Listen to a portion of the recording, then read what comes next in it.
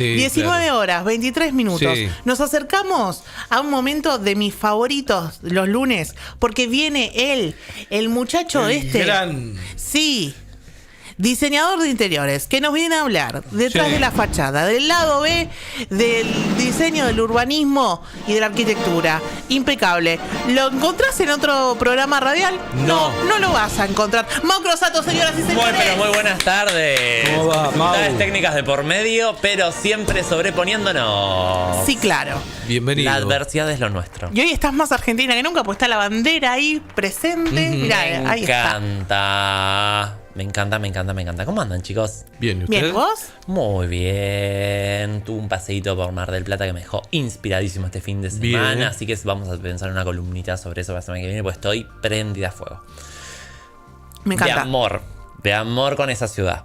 Ujú. Así que adelanto spoiler. Pero hoy Sí. no me alcanzaba con la soledad y traje más gente. Ah, Ok. Esas cosas que suceden, que uno se cruza con gente que tiene propuestas piolas y que tiene cosas que decir, y fue como, bueno, ¿por qué no los invitamos? Y no solo los invitamos, sino que además accedieron Ajá, a venir. que no es poco. Que no es poca cosa. Vamos a estar charlando con Vicky y con Nita. Sí. Colectiva. Sí, Habitaria. Ahí va. Muchas gracias, me perdí. Vamos. Porque ahí recordamos a la gente que es la primera nota que trae Es Mau. la No le meta primera más presión, vez- usted. Es la primera vez que me enfrento a la situación de entrevistar ahí en Ya. el aire. Así que ténganme paciencia y La sobre todo tendremos. consideración. Y recuerden que una, además de todo, es ser humana. Bien. vamos, con fe. Vamos con fe. Entonces, estás presentando a ellas que forman parte de este colectivo Habitaria. ¿Qué es? Colectiva Habitaria es casualmente una colectiva que nos propone repensar la forma en la cual habitamos bajo una consigna más ética y amable, sobre todo en un contexto de crisis habitacional como el que estamos atravesando. Y por eso me pareció tan importante escucharles, ¿no? Sí, claro. También están a cargo de una maestría en la UNSAN. Que están abiertas las inscripciones y me pareció un espacio súper piola para repensar la profesión y repensar la profesión desde otro lugar, desde otra perspectiva, desde otro ángulo. Bien, muy en consecuencia con lo que venís planteando vos con detrás de la fachada. Muy en consecuencia también con el contexto, ¿no? Esto te digo yo, cualquier área y disciplina del diseño debe responder a una necesidad, y cuando se propone desde el conjunto de la sociedad algo tan grave como una crisis habitacional, qué mejor que los profesionales se ayornen al contexto y estén, por lo menos para cuestionarse, dar respuesta a eso que sucede. Bien, presentémosles nomás. Muy bien, tenemos entonces a Natalia Canoff, Nita, y a Víctor Franco, Vicky, de Colectiva Habitaria. ¿Cómo va, chicos? ¿Están por ahí? Hola, Muy buenas Hola, tardes, ¿cómo va? chicos. ¿Cómo andan? todo bien. Gracias por la invitación. No, por favor. Me pareció repiola el proyecto y me pareció repiola también escucharlos y que nos cuenten un poco en qué consiste esta plataforma que ustedes proponen, la colectiva. Sí, bueno, Habitaria es una plataforma colectiva que somos Nita, Lupe, que vive en Barcelona, y yo. Que bueno, en realidad iniciamos en 2017, más o menos, que nos conocimos siendo docentes de la FADU, de la FADUBA. Éramos docentes de Proyecto Urbano Arquitectónico, que es el proyecto, digamos, de último año de la carrera, que en la cátedra donde damos clases se centraba en vivienda colectiva, el proyecto, ¿no? Y ahí en esa época, digamos, que veníamos del 2015, el Ni Una Menos, de, digamos, los pañuelos verdes, toda la ola por la defensa, por la lucha por la ley del aborto, y muchas como reclamos en la calle, ¿no? Ecologistas, feministas. Lo que pasaba es que dentro de las aulas estos temas eran como muy importantes porque reverberaban, ¿no? Nos estábamos haciendo muchas preguntas en términos personales y colectivos, pero no se reflejaba en las aulas, no se reflejaba en cómo podíamos desarrollar viviendas, cómo podíamos habitar con otros, y eso nos parecía que tenía que atravesar la arquitectura, que la arquitectura es política y que la arquitectura refleja las relaciones de poder, y que si estamos cuestionando las relaciones de poder, también eso se tenía que reflejar en los modelos de vivienda o las maneras que teníamos de pensar las formas de vivir. Y entonces eso nos interpeló mucho, y también nos dábamos cuenta que en realidad había como muchas ganas de introducir estos temas, pero digamos poca experiencia, digamos, en hacer cruces, por ejemplo, de feminismo y arquitectura o género y arquitectura, ¿no? Entonces empezamos como a... También por otro lado, bueno, somos investigadoras también, teníamos varias investigaciones como individuales, ¿no? Porque la investigación es muy solitaria en un punto, así que también como que entendimos que nuestras búsquedas individuales juntas daban un marco común mucho más interesante y potente que las abrazaba, y ahí se formó Habitaria, digamos, con la unión de nuestras inquietudes, construyendo un marco teórico bajo el cual poder pensar la arquitectura o repensar la arquitectura, ¿no? Y ahí empezamos a construir la cátedra clases y nos empezamos a formar para poder, justamente, siendo docentes, poder ayudar a que estos temas se tocaran en la facultad. Inicialmente por ahí, y después, digamos, nos hemos ido desarrollando nuestra labor más profesional, más fuera de la academia, o sea, estamos adentro y fuera de la academia y hacemos cosas, bueno, hemos hecho concursos, hemos hecho publicaciones, hemos hecho trabajos territoriales o anclados con comunidades, ¿no? Por ejemplo, uno muy importante para nosotras que hicimos hace poco fue la reforma del Hotel Gondolin. Eso te iba a preguntar, porque dentro de lo que leí que construyeron, hicieron, lo del Hotel Gondolin me pareció un flash por todos lados, y quería preguntarles cómo fue esa experiencia desde lo práctico y desde lo emocional, porque además recordemos que el Hotel Gondolin tiene casi 30 años, si no me equivoco, de historia, alojando personas trans en situaciones de vulnerabilidad, con una perspectiva federal que apunta a que las trabas que llegan a Buenos Aires tengan un lugar para alojarse, funcionan colectiva y comunitariamente. Y de repente intervenir en este espacio, wow, quiero que me cuenten de esa experiencia, por favor. Fue un flash. Sí, vos lo dijiste, fue un flash. Son esas cosas que después, cuando las ves un poco a la distancia, decís, ¿cómo hicimos eso? O sea, ¿cómo lo logramos? No sé si fuimos nosotras. Pero fue increíble y muy compleja a la vez. Desde empezar a vincularse y llegar y empezar a entender cómo eran las relaciones ahí, que eran lo que se iba necesitando y cómo accionar, digo, desde la arquitectura, y justamente en esto que nos interesaba romper también siendo docentes, era un poco la forma en la que se enseña que tenés que accionar vos como arquitecto, arquitecta, bueno, yo te voy a decir cómo vas a vivir y se va a vivir de esta forma. Es muy difícil desaprender todo eso. Pero en este caso era como muy necesario, y fue como parte, como que se dio de una forma muy orgánica todo ese proceso, en el cual entender cómo eran las interlocuciones, quiénes terminaban decidiendo, quiénes no, o desde la experiencia de llevar por primera vez un proyecto y decir, bueno, va a ser así.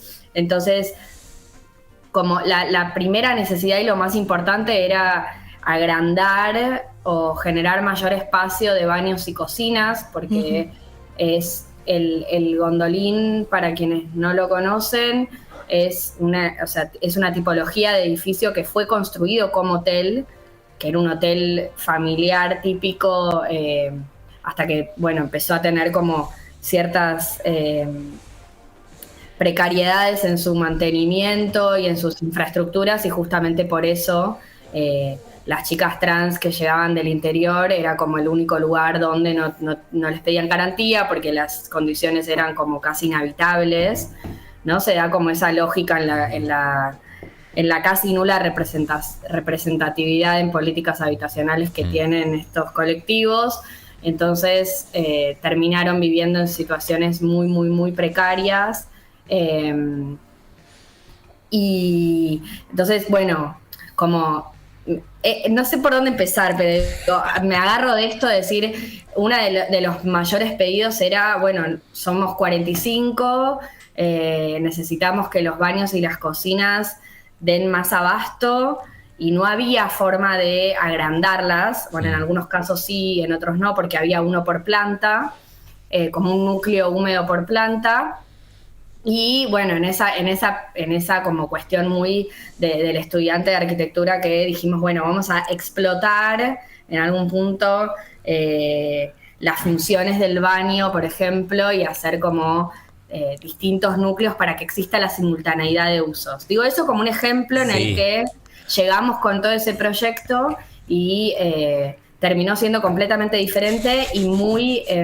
como de una forma muy colaborativa con ellas mismas. Como hubo muchas decisiones de proyecto y de diseño del espacio que fueron propuestas por ellas, y de una forma como muy espontánea y muy del estar, y muy de estar como en la calle tomando mate en la mesa afuera, con los planos, dibujando, todas opinando. Wow. Incluso en el lugar midiendo y como... O sea, en los lugares imaginándolos, ¿no? Y medio que también midiéndolos y un poco como intentándolos visualizar. Eso fue como muy, muy interesante. Porque en general por ahí, o sea, la verdad es que todas era la primera vez que tenían el contacto con profesionales de la arquitectura que iban a hacer este proceso y tampoco no sabían, ¿no? Como que, bueno, el tema de los deseos, ¿no? El desear, por ejemplo, era una movida porque les hacíamos desear y en un punto... Habilitar el deseo. Claro, habilitar el deseo. Como profesionales, habilitar el deseo y la inquietud y cuestionar, llevarlas a cuestionarse cómo sería, imagino, ¿no? Esto de decir, ¿cómo sería el habitar de una mejor forma para ustedes? Es bajarse del caballo de la profesión que propone la profesión académica y darte cuenta que del otro lado la realidad es otra y que tenés que escucharla. Creo que eso me recontra remil flasha de esto. Sí. Y había algo muy al principio que también era como, no, bueno, ustedes decidan, ustedes son las expertas, ¿viste? Sí. Y después ni ahí, o sea, y después se remetieron y repropusieron y hubo como mucha discusión y mucha ida y vuelta y mucha negociación, porque eran muchas, porque había muchas que se habían ido para que justamente la obra fuera un poco menos... difícil o posible. Las que pudieron, ¿no? Porque, digamos, la obra se hizo con ellas ahí y las que pudieron por posibilidades, digamos, económicas o etcétera, intentaron irse a alquilar durante unos meses un departamento o algo, pero bueno, la mayoría se quedó porque, bueno, en general casi todas las chicas, digamos, están ahí porque, bueno, tienen grandes dificultades en general, digamos, económicas y de otros tipos, emocionales. El Gondolin es un lugar de refugio. El Gondolin es un lugar donde transicionan algunas de ellas también en ese proceso difícil de cuidarse entre ellas. Es una gran familia. Entre ellas son abuelas, tías. Bueno, Zoe, que la asesinaron, era la tía, que era la presidenta, ¿no? Después está la abuela Marisa. Y después, bueno, hijas, hermanas, primas. Es muy, muy interesante también los roles de familia, cómo se cuidan, cómo las diferentes generaciones, las que llevan más tiempo, como que van tomando roles de, digamos, de gestión del espacio, porque se autogestionan. Entonces, bueno, van enseñando a las otras. Es toda una cosa también de mucha militancia política, de entender, aprendimos mucho a lo que ya sabíamos, digamos, pero que lo vimos en vivo, de una comunidad que no hizo falta decírselo ni nada por el estilo, sino que lo sabían carne propia, que lo colectivo, digamos, las hacía más fuertes, que vivir juntas las hacía más fuertes, que vivir juntas, cuidándose, les daba más posibilidades, ¿no? Y eso, verlo y, digamos, lo manifestaban todo el tiempo. Fue muy interesante, siento como que una especie de, no sé si está bien esto que voy a decir, pero una especie como de filosofía travesti o trans, como una especie de... Era muy interesante porque teníamos muchas charlas de, digamos, del avance de obra, pero eran charlas profundas, eran charlas como de formas de ser, de formas de ver el mundo, de necesidades, de prioridades, ¿no? Y ahí aprendimos cosas como, por ejemplo, el tiempo. Ajá. El tiempo, o sea, nosotros, bueno, yo particularmente mi rol fue sobre todo estar en la obra, o más que nada estar en la obra, y yo tenía mucha convivencia, y entonces era por ahí quien hablaba más de las cosas más de obra, ¿no? Entonces como de los tiempos, de las cosas que se tienen que hacer. Entonces ellos siempre como, no, esto es demasiado tiempo, o sea, todo era demasiado tiempo, porque era como, todo tiene que ser ahora ya, porque mañana capaz que no estoy, ¿no? Y porque su propia percepción del tiempo Claro. como el colectivo es distinta. Yo creo que yo creo que es el caso extremo de reconocer a un comitente, en este caso una colectiva comitente, entenderla, atravesarla y dar respuesta desde una disciplina académica. Y eso me parece conmovedor, y por eso también quería que se escuche su voz y que se dé a conocer lo que están haciendo, porque esto que le pasa a las trabas desde siempre, siento que hoy es algo que nos atraviesa como conjunto de la sociedad, que la crisis habitacional en este contexto económico está arrasando con el conjunto de la sociedad, y hoy más que nunca siento que necesitamos espacios para repensar la profesión y poder dar respuesta. Y con esto me gustaría coser y que sean ustedes quienes compartan en qué consiste la diplomatura. ¿La maestría Bueno, o diplomatura? Maestría... No, es diplomatura. Es una diplomatura, está bien. Es como, o sea, tiene su carácter de posgrado, es decir, se necesita tener algún título de grado para hacerlo, pero no es maestría. Hay como Bien. menos carga horaria, no hay tesis, Bien. es otra complejidad. La idea es igual como también siempre ir avanzando, y hay muchas maestrías que empiezan como posgrados, como diplomaturas.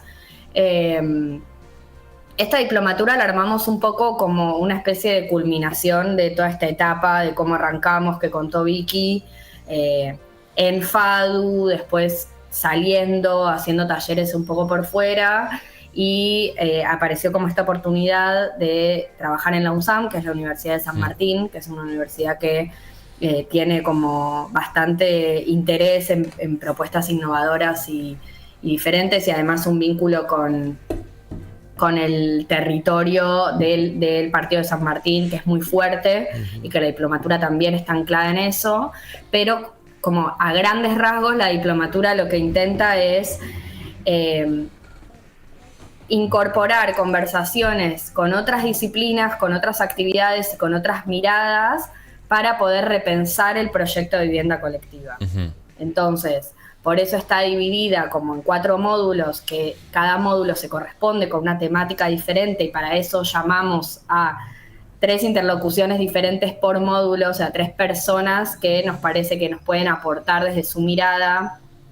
Ahora vamos a ir como quizás más al detalle, pero eso en términos generales, y está dirigida no solo a gente que venga de la arquitectura y del diseño y el urbanismo, sino a todas las personas que estén interesadas en repensar cómo podemos habitar de forma colectiva en este contexto,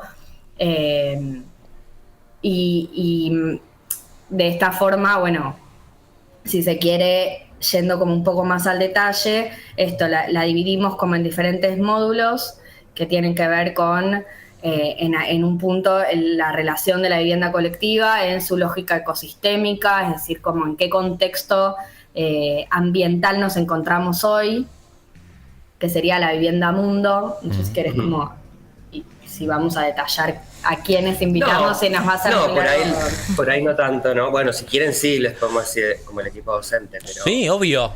Todo lo No que sé quieran cuánto tiempo compartirnos tenemos, es su porque espacio. Es su espacio, estamos abiertos a escucharlos. Ok, perfecto. Y además me interpela esto de la Sí. intersección, ¿no? Pienso en la palabra intersección de la disciplina con otras disciplinas, y otra vez vuelvo hasta decir, bueno, hay que dar respuesta a algo. Así que los Sí. Es que un poco, digo, con esto como en términos generales, la idea es entretejer los conocimientos, que fue como un poco la primera inquietud que tuvimos siendo docentes de arquitectura, que era como, pero la arquitectura no puede ser un objeto aislado, menos la vivienda colectiva, como pensada como si no existiera, ¿no? Como hay algo muy de la forma de enseñar arquitectura en el grado, que es, bueno, es un objeto aislado Deshumanizada. del contexto. y digamos, no solo está en un contexto, sino que está todo el tiempo en relación con... y se dejan afuera ahí un montón de miradas y un montón de conocimientos que nos parece importante traer a la conversación para poder de ahí seguir repensando y encontrar estrategias para proponer alternativas.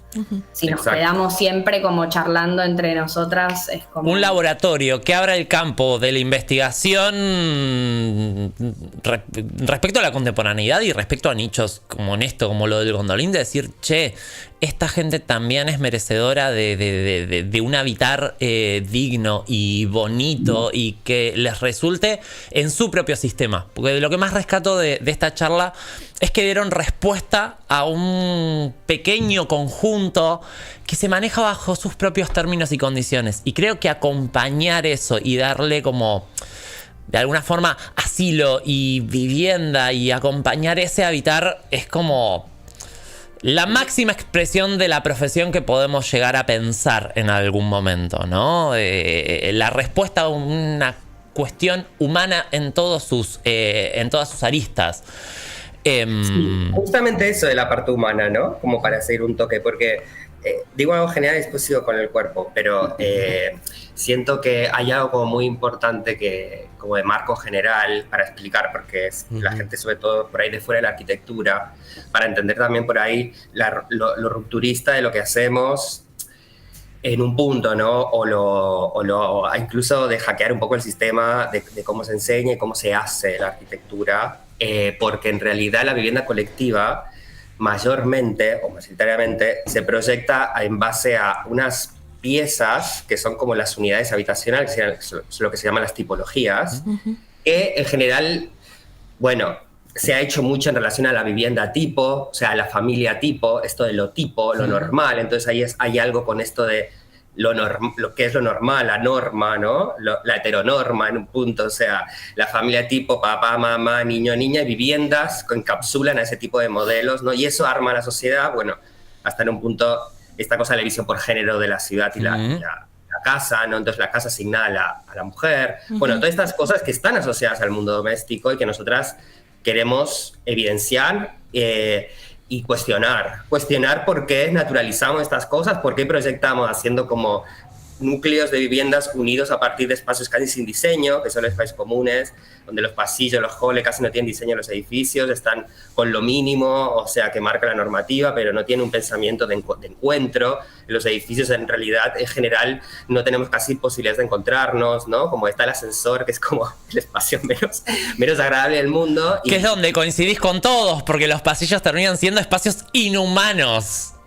No, es una cosa como que está cero pensada para que la gente lo use y se encuentre y fomentar eso, ¿no? Entonces nosotras como que lo que nos interesa es pensar justamente esos espacios que posibilitan el encuentro, ¿no? Para quizás en términos de potencia poder tener otros tipos de lógicas de vida, ¿no? Y de convivencia.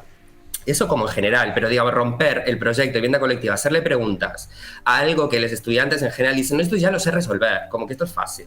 Y dices, no, es lo más difícil, para nosotros es lo más importante, lo más difícil, hacer vivienda en esta sociedad que naturaliza tanto cómo son las viviendas. Que naturaliza el modo de habitarlas y que naturaliza a quién. Pensemos que las medidas de las mesadas del manual sigue siendo la altura de una femineidad de hace 30 años. Gente, me va a dar algo en la lumbar. Por favor, desde ese gesto minúsculo hasta concebir cómo habitamos colectivamente, creo momentos de repensarnos y de que estos espacios realmente existan, estos laboratorios existan para repensar. No solo desde el lado del comité, sino del lado del profesional y que pueda formarse y cuestionar sobre todo el abanico de gente, porque habitamos todos.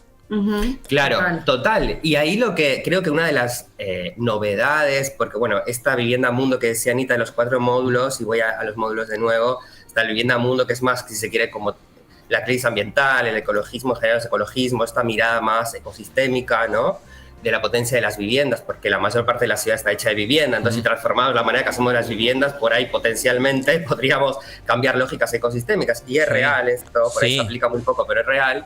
Pero digamos, esto un poco ya está introducido en la arquitectura, se trata muy poco, se sabe muy poco, sabemos muy poco manejar la vegetación, etcétera, la biodiversidad que puede fomentar esto, que es muy rico. Como arquitectos no sabemos mucho, pero es un tema que ya viene como, si se quiere, tocándose un toque, ¿no? El que no está nada abordado en arquitectura es el cuerpo, la dimensión de que hay personas viviendo ahí. Y eso es muy sorprendente para afuera de la arquitectura. Quien no estudia arquitectura dice, o sea, es obvio, pero en la arquitectura nunca se piensa en las personas que van a vivir ahí. Pensamos en espacios que supuestamente son neutros, que para nada nosotras creemos que no son neutros los espacios. O sea, los espacios están pensados y te condicionan de cierta manera, ¿no? Entonces, como que hay unas relaciones de poder establecidas atrás y se hacen de cierta manera por ciertos motivos. Eso es lo que naturalizamos y pensamos que es que la arquitectura como que es neutral, como que no tiene como no es política, ¿no? Y nosotras defendemos que ahí es donde tenemos que poner el ojo y poner los cuerpos y hablar de las personas, también las grupalidades, ¿no? O sea, las formas que podemos tener de tener vínculos en la contemporaneidad, ¿no? De poder tener otros tipos de lógicas de convivencia y que podamos tener espacios que nos lo permitan, ¿no? Otro tipo de economías también, interseccionados con otros tipos de economías más participativas también, de vincularidades distintas que demandan otra coexistencia. Creo que nos interpela a nivel humano y humanizar la arquitectura. Chicos, por favor. Sí, voy a levantar. Hay algo también como en esto del cuerpo que pensamos todo el tiempo, que es esta domesticación que hacemos del espacio o cómo el espacio nos termina domesticando. Y de alguna forma somos nosotros quienes seguimos reproduciendo ciertas lógicas que configuran los espacios de determinada manera y nos hacen que nuestros cuerpos realicen coreografías cotidianas que estamos como muy acostumbrados. Y de alguna forma es eso, el espacio nos termina condicionando en esa corporalidad, en esa gestualidad, en esos vínculos, en esas como... Y es como es como un poco el huevo y la gallina de empezar a desarmar eso. Desde entender como las corporalidades, sus diversidades y cómo es esa performatividad en el espacio, nos parece como algo a indagar, que no está indagado o que no está puesto sobre la mesa en las charlas de arquitectura tradicional. Entonces, por eso aparecen estos personajes como Silvio Lang o Mari Bardet, que vienen de la danza, que vienen de la perfo, que vienen completamente ajenos a la arquitectura, y eso es lo que más nos interesa también. Por eso nos parece interesante que las personas que se quieran sumar no necesariamente sean de la arquitectura, sino que de hecho se enriquece mucho más cuando la conversación viene de diferentes lados. Me quedo con esta idea como de potenciar en vez de determinar desde el espacio. Y les voy a pedir un favor, porque estamos ya llegando al final del timing. Quiero decirles que me quedaría charlando con ustedes 6 horas. Hagamos un stream de 23 horas divagando en estos asuntos que amo. Pero me gustaría que dejen al aire la data, dónde comunicarse para recibir más info, cómo inscribirse. Redes y demás. Redes. Bueno, estamos, digamos, muy al límite porque mañana cierran las inscripciones. Hay que correr, chicos. Así que bueno, si alguien lo escucha y le interesa que se inscriba al formulario, ni que sea después ve si paga o no, pero si le interesa que se inscriba, porque digamos, es como una preinscripción y mañana vamos a decir si lo hacemos o no, ¿no? Tiene que tener un mínimo de inscripción. Estos programas son autosuficientes, digamos. O sea, no dependen depende de la universidad, quiero decir, pero son autosuficientes en cuanto al financiamiento, se autofinancian. Entonces, bueno, tenemos que llegar a un mínimo de inscripciones. Entonces, no sabemos todavía si la vamos a hacer o no, la verdad, pero bueno, igual ha habido muchas personas interesadas y si no, haremos otros formatos. Pero bueno, para hacerlo, tienen que inscribirse en el mail que voy a decir, que es cursosvinculación.ehys@unsam.edu.ar. Eso para las inscripciones formales de la universidad. Después, si nos quieren consultar a nosotras, nuestro mail es colectiva.habitaria@gmail.com o nuestro Instagram colectiva.habitaria. Bien. Impecable. Impecable. Bueno, Vicky, Nita, muchísimas gracias por esta charla. Si en algún momento tienen ganas de continuar la charla y hay posibilidad, los esperamos en el estudio. Además está decirles que están invitados. Sigamos cuestionando, sigamos abriendo y sigamos interseccionando disciplinas para mejorar la calidad de vida desde el diseño. Por favor, se los pido. Gracias. Ojalá, gracias. Que tengan muy buenas noches. Gracias. Gracias, chicas. Abrazo grande. Saludos. Chao, chao. ¡Wow! Wow, ¡Qué sí. momento! ¡Qué momento!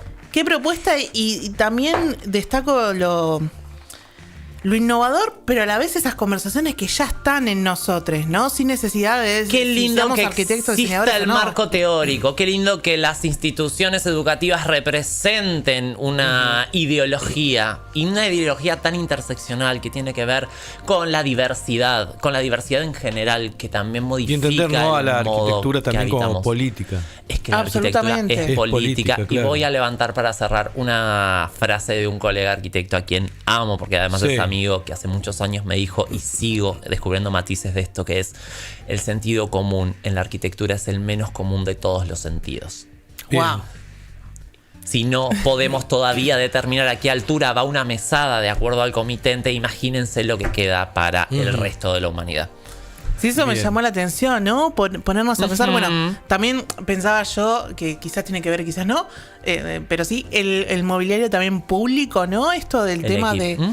de los asientos, de las disposiciones. expansivo. ¿Qué tipo de cuerpos se tienen en Es cuenta? expansivo y es también, desde un punto de vista súper crítico, hay mucha opresión respecto a eso. Respecto a que esto que decía yo, ¿no? Como para cerrar, de que el diseño y la arquitectura nos propongan expansión y no sentirnos limitados. Y Absolutamente. creo que eso es una charla que hay que seguir dando y que voy a seguir batallando hasta el último día de mi vida, guacha, sépanlo. Me encanta. Y te digo, sí. Felicitaciones. Felicitaciones, sí. ¿Por qué? Es una gran entrevista. La verdad Sí, fue claro. un placer escuchar esta entrevista. Ay, muchas gracias. Estoy como muy conmovido. Cuando tocamos el tema de Gondolin, quiero decir que me conmoví. Estoy como muy a flor de piel. Pero bueno, me voy como muy llenito de cosas y sensaciones hermosas hoy. Queremos saber más de ese espacio, por lo menos yo no conocía su Vamos a armar un propuesta. especial del Gondolin. Dale. Vamos a armar un especial del Gondolin porque Estaría- es un espacio que desde lo político y desde lo social marca un punto de inflexión muy fuerte. Estaría bueno que convoque a alguna de las chicas. ¿Por qué no? Claro. Me están dando tarea para el hogar para y no contar hay esa- no veo fallas en tu lógica tampoco. Esa experiencia en primera Sí, persona. total. Me encantaría. Total. La verdad que- Desde el lado del comitente esta vez, porque estuvimos con parte del equipo ejecutor. Hablemos con las comitentes, a ver qué es lo que Será sucede. súper interesante y hoy abriste una apuesta. Primero que dejaste la vara altísima allá, Mau. Che, olvídate.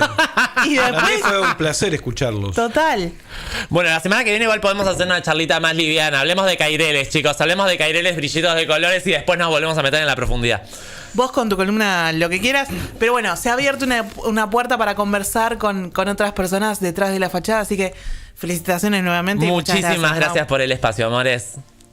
Sobrevivimos Ya. otro lunes. Sobre eso iba a decir. Sobrevivimos otro lunes. Que no es poco, Eduardo. Lo hemos hecho una vez más. Lo hemos sido una vez más. Y le vamos a agradecer a todo el equipo que hizo posible Odisea Cósmica este lunes 28 de abril. Tayel Tomasini en operación de sonido y puesta técnica al aire. Pluma Punk en operación de audiovisuales. Gracias, chicos.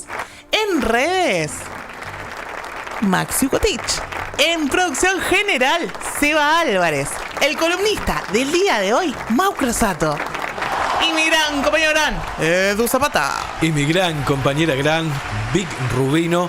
Nosotros nos reencontramos mañana. En la Feria del Libro, gente. Martes a las 6 de la tarde. ¡Ay! Se van de desde la excursión, Feria me del Libro. encanta. Así es. Entonces vamos a estar ahí a las 6 de la tarde en la Feria del Libro mañana, ¿no? Sí. Chau, gente. Nos vemos mañana.